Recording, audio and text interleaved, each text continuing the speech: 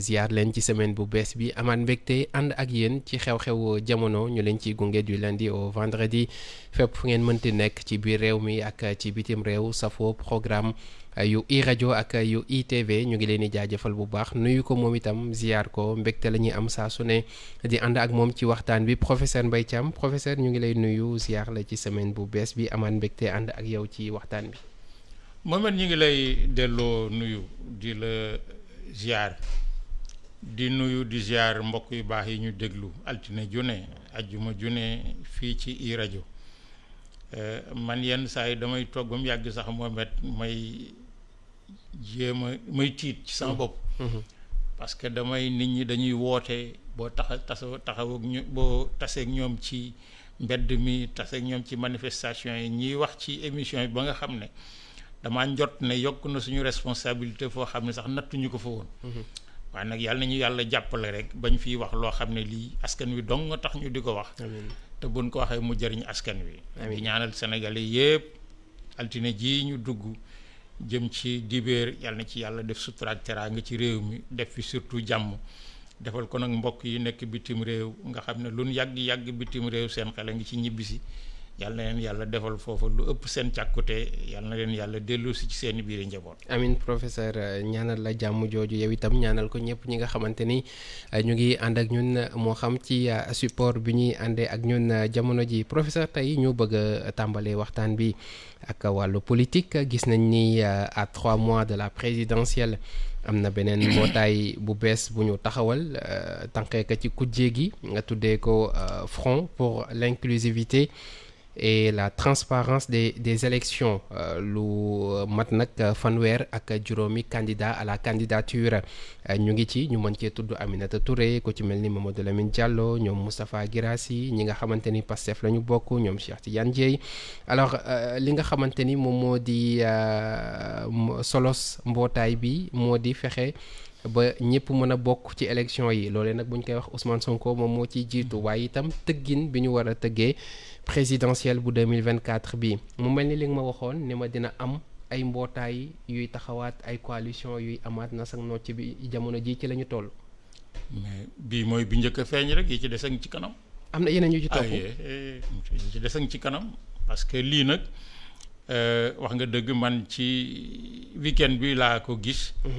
jéem a saytu li ñu tuddee Front pour l'inclusivité et la transparence des élections ci anagramme bi di FIT njort naa ni sax watoo ñi ko tabax watoo seen xel dem na ci wolof muy FIT le courage l'engagement le courage et tout ce qui participe de stratégie préélectorale ñu bi ma ko jàngatee ci làmmiñu Cheikh Tidiane Dièye lui je peux le nommer parce que je le connais personnellement te seq nañu mu wax ne c'est pour assurer et garantir une élection transparente sincère régulière démocratique et inclusive maanaam ñoom nee na dañu koo tëgg kuréel gi ànd ci seen biir ngir élection bii ñu dëgmal muy élection présidentielle transparente maanaam leer c'est-à-dire dara du ci lëndëm ci processus bi ba ci élection ba sincère maanaam li ñuy voté liy génn nekk li nit ñi bëgg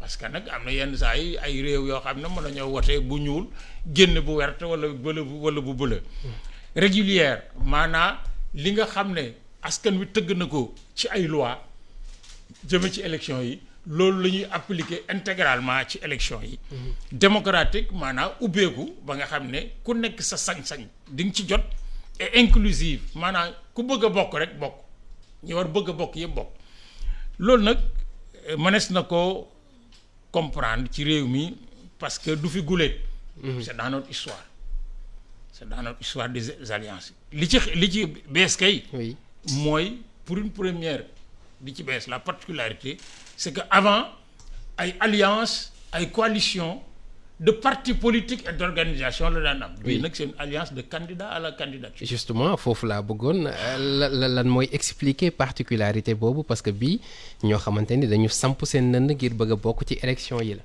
xam nga dañu ne ubbi nañ làmb ji rek ku ne samp sam dënd. oui. waa tëgg ba làmb ji waaj a ubbi ñu commencé nag di seet ndax man war naa mën a bëre wala wax ndax dinaa bëre. Alors du coup chacun commence à se poser les questions les enjeux de son engagement. Parce que nag bu njëkk ay parti ay association de la société civile ay syndicats ay mouvements socio-religieux ñoo daan ànd mais tabax mu teeti kuréel goo xam ne ku ci nekk da ngay indi dara ci yow. mais fii ñoom mais indi wuñu dara lu du élection bi moo leen intéressé et ça pose le problème de ñoom nan la ñu génne ci kuréel ba nekk candidat à la candidature. c'est-à-dire que est-ce que ñoom ñoo autoproclamé wu candidat à la candidature wala est-ce que parti politique moo dox ni mu war a doxee mouvement dox ni mu war a doxee ba def leen candidat à la candidature. loolu daf ci am solo. daf ci am solo parce que ab parti bu la tegee.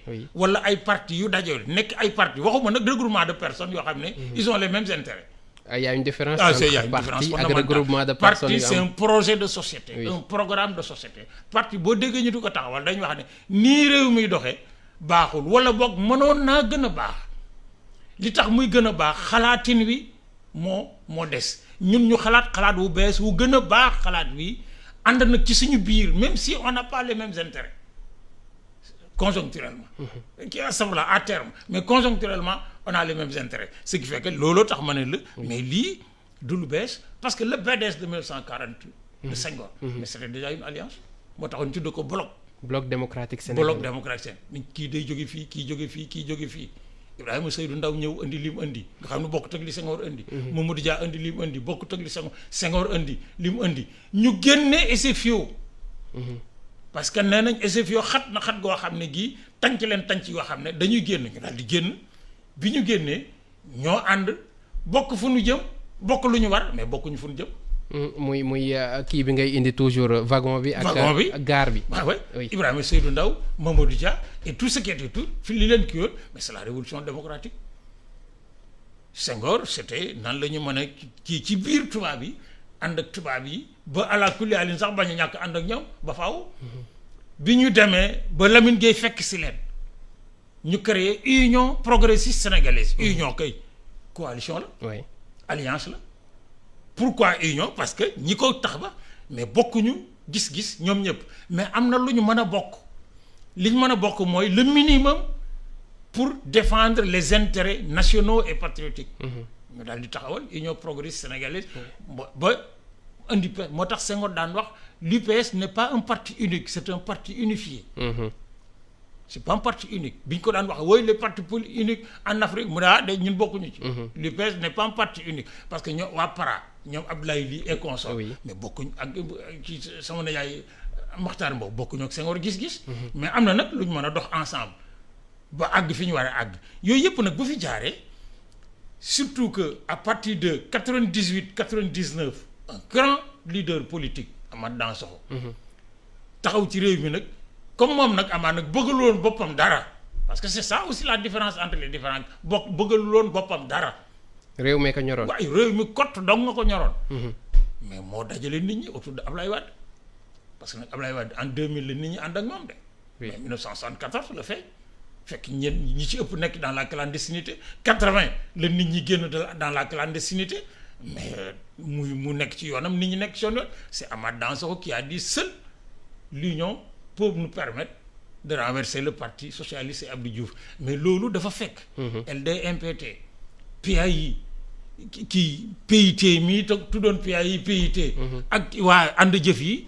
mais théorisé pendant 20 ans de 70 à 80 la révolution démocratique nationale. loolu mooy bi gauche di am doole. bi gauche di am doole ñëw théoriser. l'union de la gauche avant-gardiste. c'est-à-dire communiste. des ouvriers et des paysans organisés et même de la bourgeoisie nationale. On disait la bourgeoisie nationale a intérêt à renverser le pouvoir néocolonial parce que c'est la bourgeoisie coloniale moo yore encore affaire yi. booba Charles-Henri Galenka moo doon président de la chambre de commerce de Dakar dib tubaab.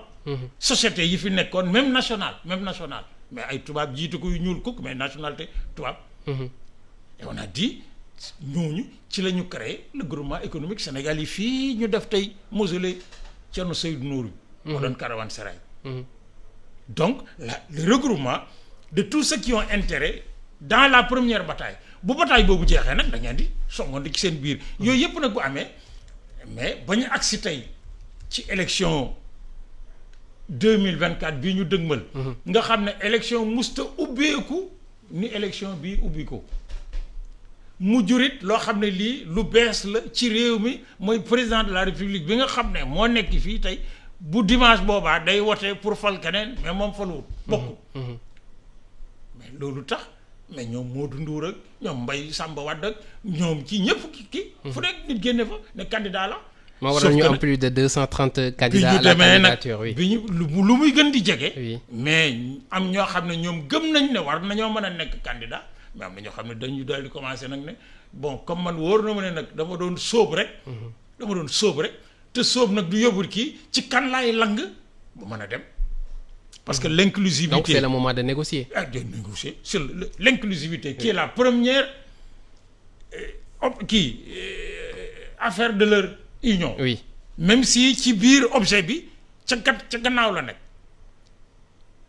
mais l'inclusivité c'est quoi nañ bàyyi ñëpp bokk. nañ bàyyi ñëpp bokk nag c'est pas un slogan parce que élection nag présidentielle nag lu toll nañ bàyyi ñëpp bokk mënut a nekk. à part que boobu Modou Ndour bokk.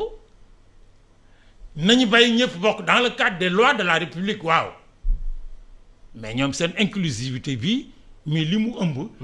te nag ñi ci am na ci ñu koy wax parce que am na beneen coalition boo xam ne làkkoo la tudd xaw ma kii. ñi nga xam ne nee na ñoom Ousmane Sonko la ñu àndal. mais ñii seen inclusivité bi mooy bopp saxaar gi ñëwagut nañ bàyyi bopp saxaar gi dugg ndax ñu mën cee lonk suñuy wago. bopp saxaar bi mooy. mooy Ousmane Sonko. bopp saxaar gi ñëwagut te bu bokk saxaar gi ñëwagut lu ñu yàgg-yàgg ci gaar bi duñ départ. or loolu nag. dañ soxla locomotive bi. locomotive.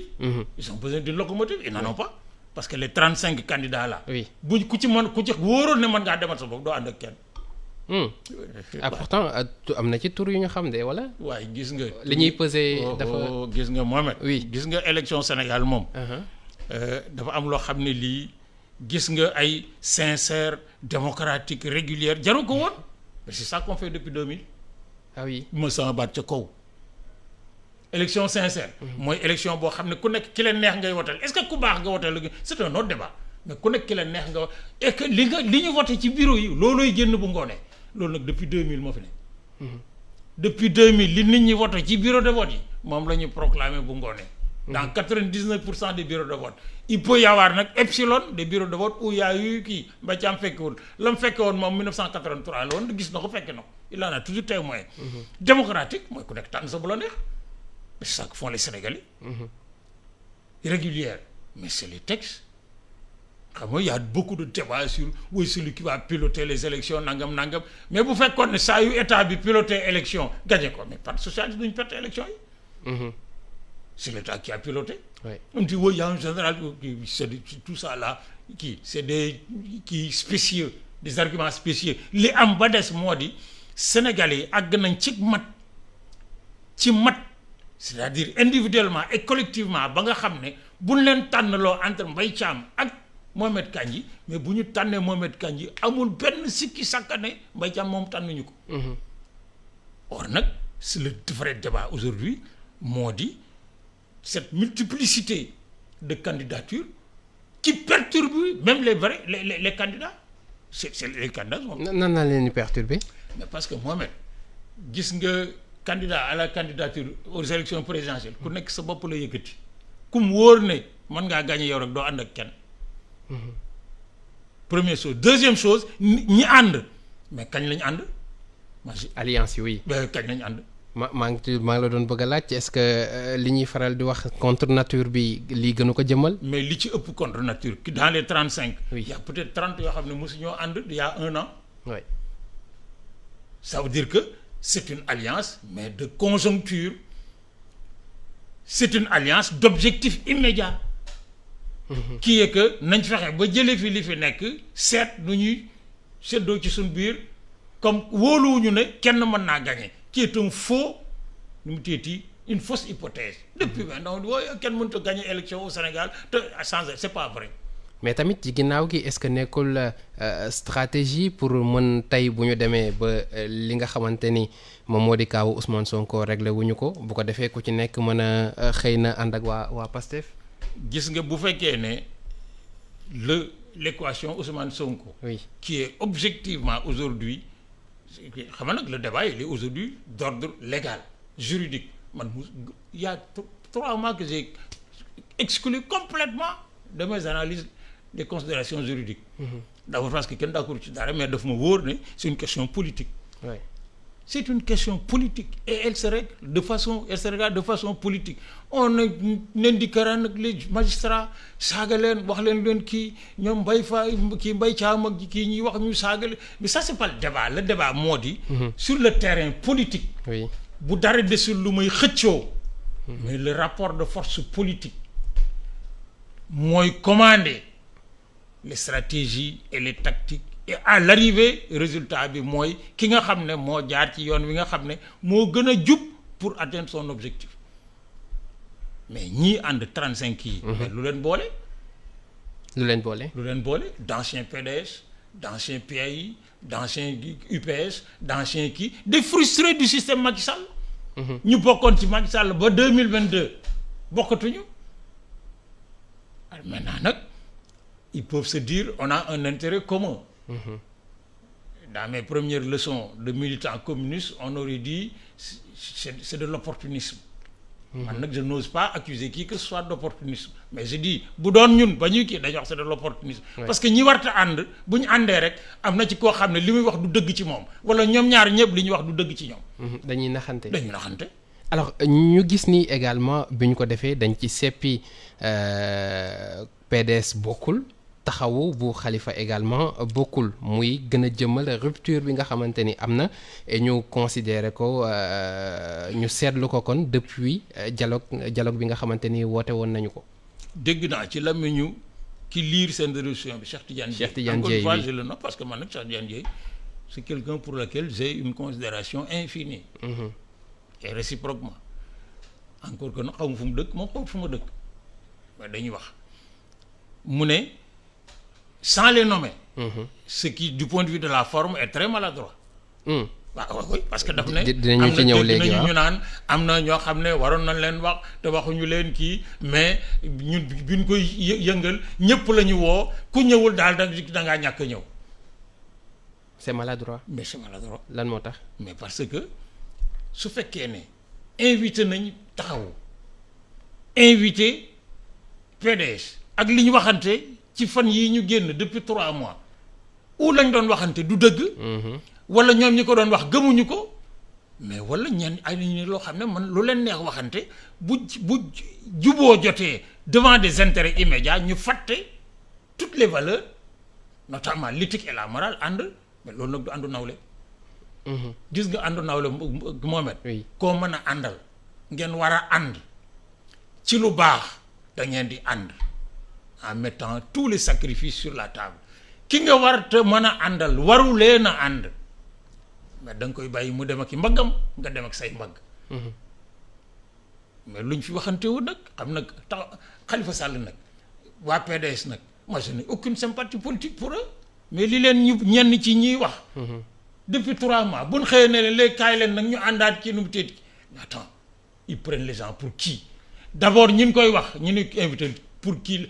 ensuite nag ñun ñu doon déglu di seetaan parce que nag man Mbaye Thiam personne ne peut m'empêcher de dire mais xanaa du ñii ñoo fi doon tamante dem bërki dem mais jaaxaluma parce que ñoom ci seen biir ci 35 yi mais am na ci ñoo xam ne man de boo ci bokkoon bu seen bët di ñeent mais dinaa sëgg parce que dégg naa ñu wax ma loo xam ne wala ma wax leen loo xam ne bu ñu tasee lu ñu tàppante paso mais buñ geesoo dinaa ne ñun ñu de bu ñu kenn jëppiwutit celui qui juge suprêmement tiim ñu xanaa dinañu wax xanaa kii du sama gars yi mais nag ça ne gêne pas les politiciens sénégalais nag.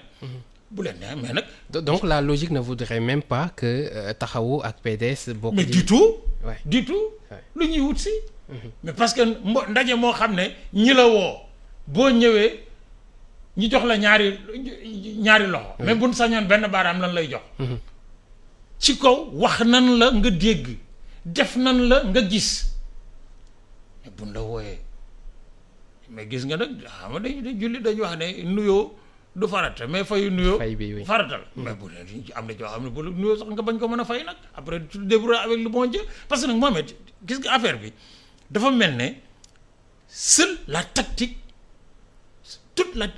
tous les éléments de tactique se justifient y compris nag en se débarrassant de manière de l'éthique et de la morale pourvu que je dis que nag non c'est pas vrai loolu du politique. c'est pas vrai loolu du politique la politique c'est aussi parce que politique Mohamed mooy liy defar aw askan ba ñu d'accord ci li ñu mën a ñoom a d'accord te mënuñu cee ñàkk a d'accord ngir defar seen tey ci kaw déggoo nag mu leer naññ la transparence qu'ils évoquent la régularité les lois mais c'est ça la politique mais bu boobaa mais politique du rek nan la ñuy àndee mais dañuy sàmmante kóllëre mais sàmmante nu mu teeti ngor sàmmante le respect di sàmm ay kaddu di wax lu rafet di wax loo xam ne lii ku ko dégg daal Mohamed Kandji day li mu wax dëgg yàlla neexut ba neexut dawaan wax ne dëgg mais bu fekkee ne dañuy ŋàññante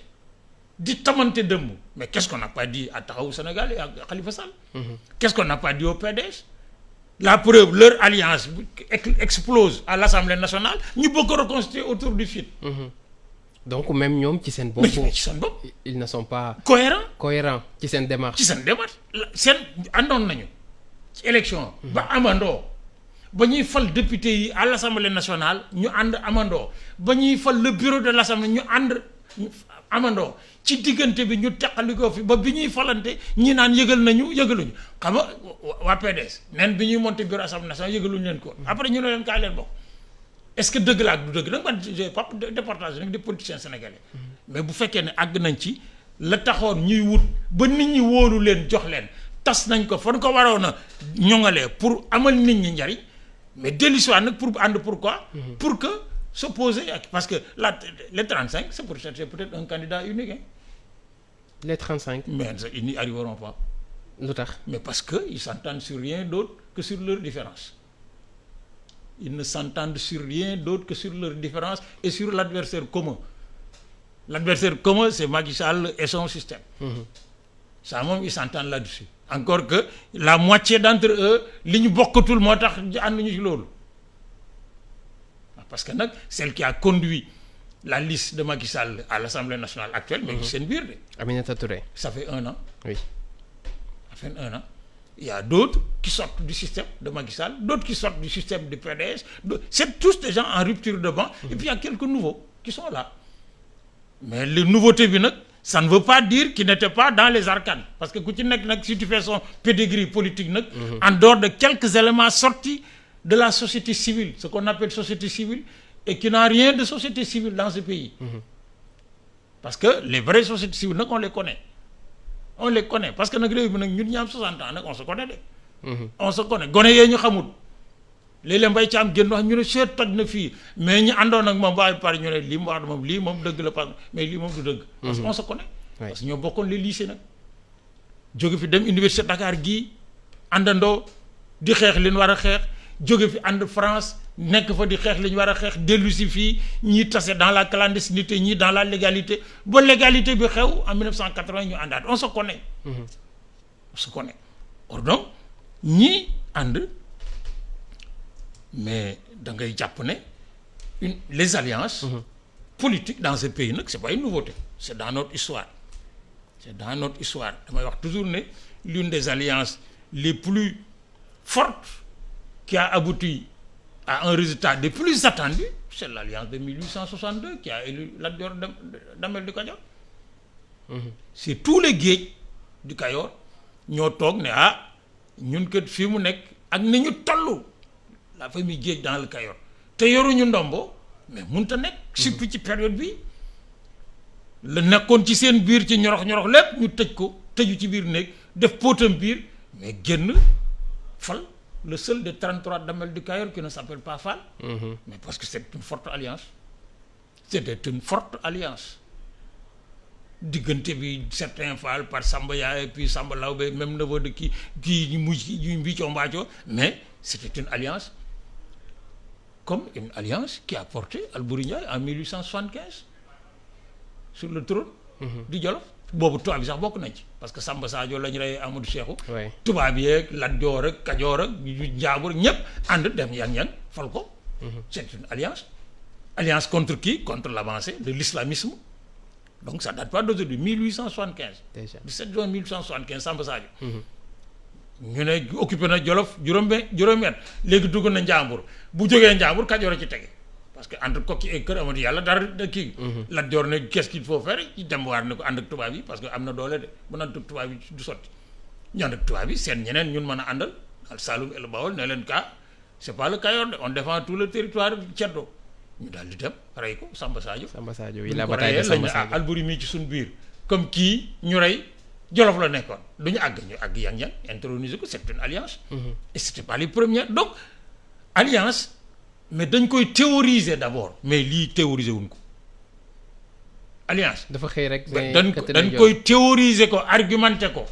C'est une circonstance politique extrêmement difficile mais qui a amené ces gens-là à s'allier malgré eux. est-ce que mën na aboutir à quelque chose ci li ñuy xalaat. li ñuy xalaat. ñoom liñ ci gën a bëgg. oui mu gën leen a war a mën a jariñ. parce que c'est porteur de projet politique. mooy Ousmane Sonko bokk élection mais man dëggawu ma ko. est-ce que du le contraire la ñu bëgg. mukk bëgguñu ko gis nga Ousmane Sonko bu génnul. oui bu bokkul personne ne peut caporaliser son électorat. personne. personne ne peut le caporaliser. gis nga parce que dafa mel ni ñu ci bëri nag loolu la ñuy dagal fi toll nii gis nga personne parce que gis nga. oui dafa am loo xam ne lii képp koo xam ne kii yaa ngi xeeñtu di xeltu war nga koo mën a gis. moo di gis nga PASTEF c'est une organisation c'est pas un regroupement de gens rek par hasard c'est une organisation seen projet bi c'est leur projet kun ci mën a àndal da ngay ne ci wagon bi ñu nekk ci bopp saxaar gi di la xëcc. mais duñ ko jox kenn na ko demal ñu ñëw parce que c'est ça qui a fait le regroupement ils se sont retrouvés tout seuls du point de vue idéologique du point de vue politique par rapport à tous les héritages. ñu radicaliser wu ne dootuñu ànd ak kenn ci diggante bi sax l'une de leurs erreurs majeures qui les a perdus. oui mais c'est d'être entré dans des alliances. ca gis bi ñu lakkee seen siège bi sur la route de l'aéroport. oui maa fa njëkk ci ji fa ñëw di leen porter peut-être kii j'ai discuté avec les gens ne leen gis nga bu ngeen duggee ci alliance yi ñuy wax stratégie vous serez les agneaux du sacrifice. je me rappelle am na benn phrase boo ci doon wax nangu leen a yàgg ci yoon bi nangoo wéet également. nangoo yàgg ci yoon bi nangu cee wéet. parce que ñoom dañu am projet enfin une vision de la société parce que moi le projet je l'ai cherché nag ala ku laan gisaguma ko. oui mais ils ont une vision li ko fondé moo di ñoom dañu jàpp ne depuis 1960 benn politicien jaaru fi bu bokk ak ñoom gis-gis. oui xam nga ça c'est une rupture radicale. parce que la première rupture moo di au plan de la perception de la réalité politique ñoom jàpp nañu ne de Senghor à Abdoulaye Wade et Macky Sall amul kenn ku fi jaar ku nu bokk ak gis-gis. koo bokkulul gis-gis du ngeen bokk nu ngeen di doxale ñu ne donc c'est ça le radical. donc c'est ça qui les unit. gis na bu ñu gisul ku leen ko portel taw ñoom kenn doo nga leen doy muy Ousmane Sonko duñ ko tayle kenn des deux parce que la probabilité la plus forte bu Ousmane Sonko bokkul mooy l'abstention wala la dispersion. Or une grande partie va s'abstenir téye seen loxo parce que wóolu nit ki et c'est le droit le plus absolu à partir d'analyse et c'est une minorité qui va se disperser. et dans les deux cas nu mu tëddi ça ne portera avantage à aucun de ceux qui sont contre le pouvoir de Macky Sall. alors ñu bëgg parce que ñoom dañoo jorut lu ñuy yokk. xam nga ki yoru juróom diwut juróom yi mu ko matale fukk mais bu gisul juróom yoo ko di fukk te juróomam mais ku yoru dara. wala 1%. diwut fukk mais boo gisul ku la yóbbaale mais li nga yore ça devient epsilon. alors ñu bëgg a wàccaat ci mbedd bi le 17 bi ñu dëgmal est-ce que rapport de force bi sur le terrain fi ñu toll nii ak yi fi jot a jaar jépp am na chance pour mu basculer waat ci seen côté. mais loolu du point de vue de la réalité des choses. oui de la réalité des choses. mais la réponse est non parce que nag bi Ousmane Sonko nekkee chez lui. oui en captivité. Qu'est-ce qu'ils ont déclaré dinañ ko génne dinañ fa dem dinañ kii bu ci mas a sotti benn les militants de PASTEF yi nga xam ne ñoom PASTEF la ñu bokk. ak Ousmane Sonko ñoo génn di xeex ba ñii des ci. ñii dem ci kaso. La question essentielle aujourd'hui de mobilisation pour régler la question de PASTEF, ex-PASTEF, parce que ça a été dissous. Oui. Mooy est-ce qu'il y a une réserve politique? Une réserve lan ngay tuddee réserve mais politique. des militants yu nekk ci biti yoo xam ne mën nañu li ñi doon def ba dem ci kaso bi parce que ñooñu nag mais c'est ce que j'aurais appelé moi l'avant-garde. ñi ne ci kaso bi. C'est l'avant-garde de PASTEF mooy mais ñi nga xam ne affaire bi jaral na leen jusqu'au bout.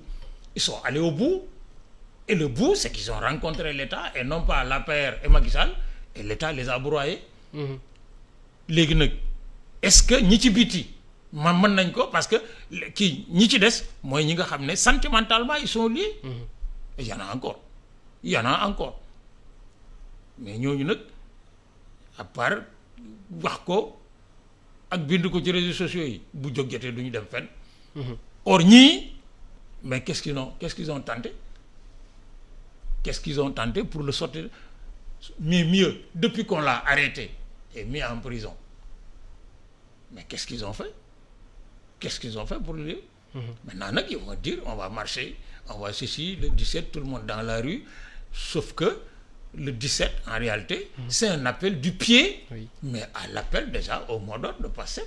Parce que c'est le 17 que la Cour suprême statue. Ça veut dire que s'il reste encore de la résistance à PASTEF mooy ñooñu ay jiitu ñoom ñu topp ci. Mais s'il reste pas encore de la résistance ña génn ci. ñu gazé leen comme on dit après ñu daal def déclaration. nu mu teeti fustiger la nangam pendant ce temps mais la politique se déroule. Et la politique qui se déroule. C'est la politique politicienne, c'est-à-dire un rapport de force sur le terrain.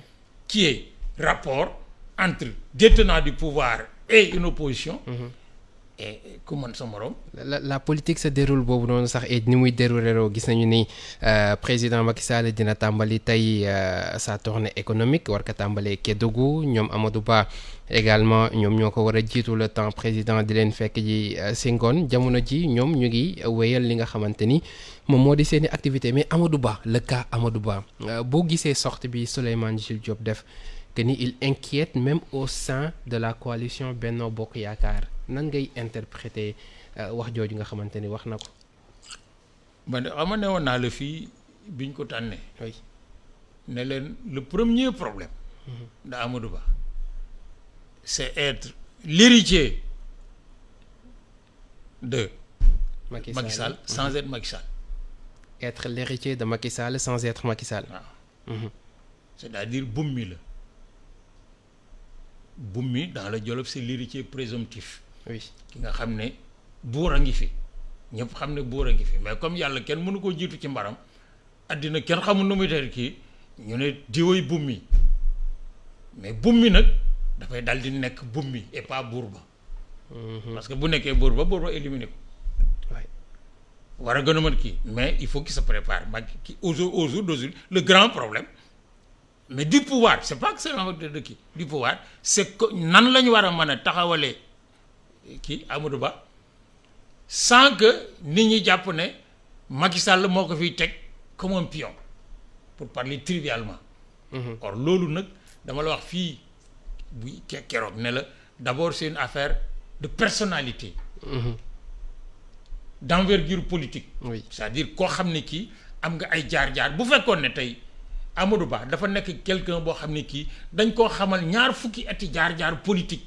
ba mu nekk leader politique incontesté dans un secteur une région un département am kii mais loolu du nekk problème day dal di assumer son truc en disant que Macky Sall nag man ñoo ànd moom a ngemb mais may bëri sama bëri bopp mais ça nag ça n'existe pas mais li ci gën a inquiétant dans cette affaire mooy lan mooy maa di li bi ma déggee démb Souleymane Jules Diop mu wax ci ngoon damaa dégg keneen ku bokk ci ñoom pour ne pas le nommer Bibi Baldé mu wax Abdoulaye Bibi Baldé. Mais ils utilisent les mêmes termes et c'est pas gratuit ñoom ñaar ñëpp ku ci nekk da ngaa wax ci français ne il n'assure pas et ne rassure pas. Il y a deux choses l'une ou dañoo gisante. oui ak ñeneen ci seen biir wax ne si waa ji daal du waaja wala boog c'est un hasard mais un hasard soupçonneux man je ne crois pas au hasard en politique je ne crois pas au hasard parce que quand buñ ne Amadou Balde n'assure pas c'est-à-dire taxawaay bi doyul dalul xel it il ne rassure pas oui su ko kenn waxoon ñu ne kenn ko wax mais ki ko wax nag c'est nu mu téeti Souleymane Jules Diop nag c'est un habitué des formules croustillantes on a vécu sa traversée avec le PDS àgg ak moom ci agression oui Bibi Baldé est dans un secteur extrêmement sensible du Sénégal au plan politique et au plan électoral la Casamance et il dit quoi ils utilisent le même kii or c'est pas gratuit c'est pas or am na ñuy wax ne à l'intérieur de l'APR am na ay militants de base membres fondateurs yoo xam ne ñoom waa ji doyu leen et que du seen candidat d'ailleurs loolu moo expliqué départ yu bëri yi bi ñu annoncé waaw mais ñooñu ñi départ moom départ nañ mais dafa am ñooñu au moins c'est clair ñooñu c'est clair ah bah Aly Ngouille personne n'en parle oui mais yow kii invisible yi ngay wax les invisibles ok les invisibles les chevaux de Troie xam nga cheval de Troie nag est plus dangereux qu'un adversaire connu bu fekkee ne dañ ne la mbër mee ngay bëreel nga seen ko muy ñëw nga fagaru mais bu jékki-jékki ñu galgal la ndek ki waa ji woon ci sa wet naan la moytu ko de moo la galgal ba dafa daal di kii ça kii or ñii nag ce qui est pas rassurant du tout ñoom ils utilisent tous le mot rassurant ce qui n'est pas rassurant c'est que deux caciques du parti mais utilisent les mêmes expressions dans deux contextes différents su fekkee ne c'est un hasard douteux soupçonneux si c'est pas un hasard ça veut dire que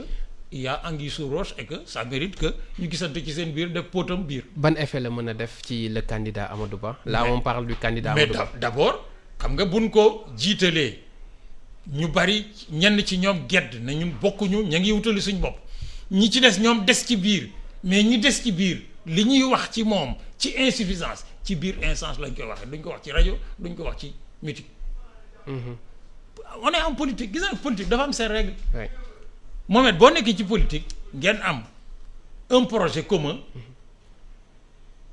da ngeen di waxante dëgg ci seen biir ñun bi nekkee dans le mois commun toutes les réunions de toutes les instances commencent par la critique ak lu 15 ans toutes les réunions de toutes les instances commencent par ce qu'on appelle la minute politique minute politique mooy lan mooy ñu waxante dëgg mais ci seen biir lañ koy waxante mais nag doo ñëw ci rajo bi di ko wax parce que ñi koy wax ci rajo bi ak ñi koy wax ci bitti devant les antennes des journalistes mën nañ leen a soupçonner ne ña ngay waajal seen ak boddeeku ci fronde or fronde moom ñoom seen fronde en tant que candidat moom c'est exclu mais fronde à l'intérieur du parti et une fronde nag à l'intérieur du parti ça signifie objectivement bu ñu àggee ci élection yi abstention ou vote sanction et ça c'est aussi clair que cela. Et dans les deux cas, c'est dans les Benno deux qui cas perd. Et dans les deux cas nu mu teeti ils perdent.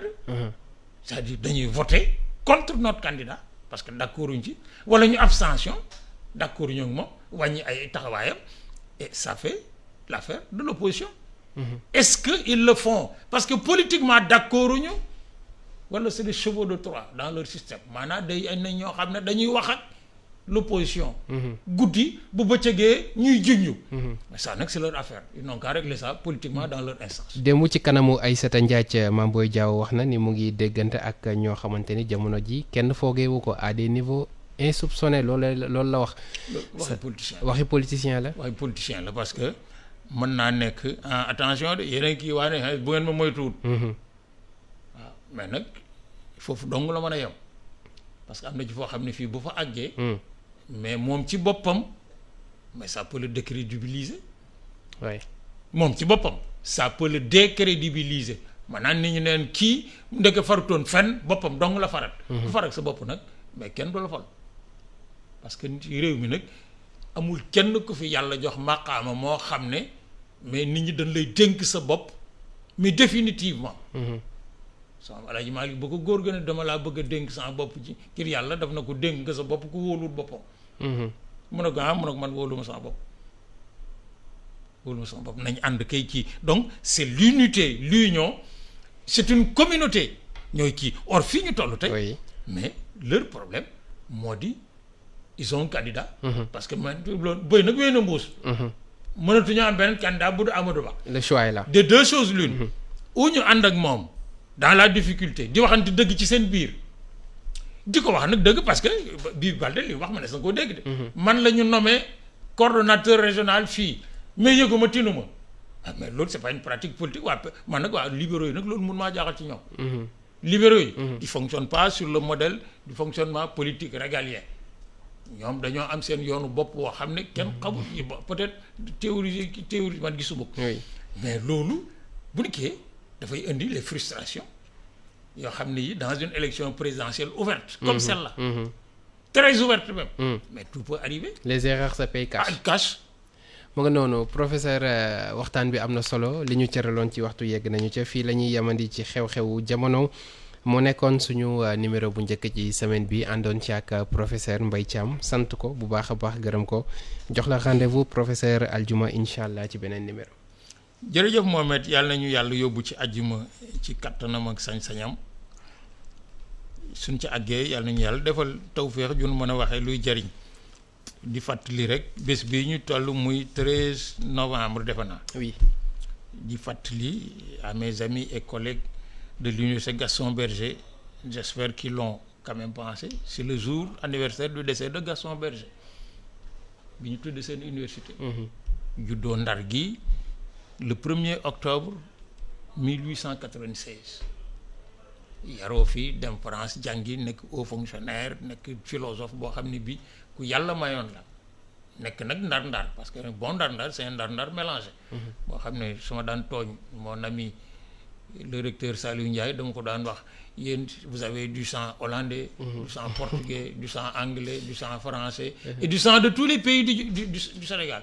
Kajoor Bawol Jolof kii donc c'est un pays de synthèse. Saint-Louis. moo tax pratiquement yàlla defal leen loo xam ne lii pratiquement seen marque la loolu Gaston Berger ci la bokk ñu tuddee ko nag en 1990 la deuxième université du Sénégal Senghor tuddee ko kon bunt ak ni université Gaston Berger tolloo ci Sénégal. temps yi nag ñu ngi ñuy sànni xeer de ci réseaux sociaux yi ñoom naan ñu UCAD nangam kii ndax suñ classement bu baax bi. waaye ñun duñ leen topp. su fekkee ne yem nañ ci rek yi fi doomi na jaay. parce que nag ñun doomi na jaay doomi bàjjen lañu. ñunu nee na di njort ne suñ ko bàyyee xel wërtuwoo comme période bi nag moom dafa xaw a jaxasoo. dina toll ci le jour du parrain. parce que xam naa ne nag ñàkkul le recteur qui est un jeune frère d'ailleurs parce que magam ñoo bokk fii EBAD di jàngale. un brillant nu mu teeti des sciences sociales di leen fàttali rek que c'est aujourd'hui le jour anniversaire du parrain de l'université Gaston Berger de Saint-Louis. rappel bi am na solo comme saa su ne nu ñu koy defee professeur Mbaye Thiam sant ko bu baax a baax sant Amady Sy moom moo féete woon ci xarale gi ak Biba également sant leen yéen mbokk yi ci déglu bi ak ci seetaan bi ci ITV ñi doon ànd ak ñun ci suñu page Facebook également di iRadio Sénégal.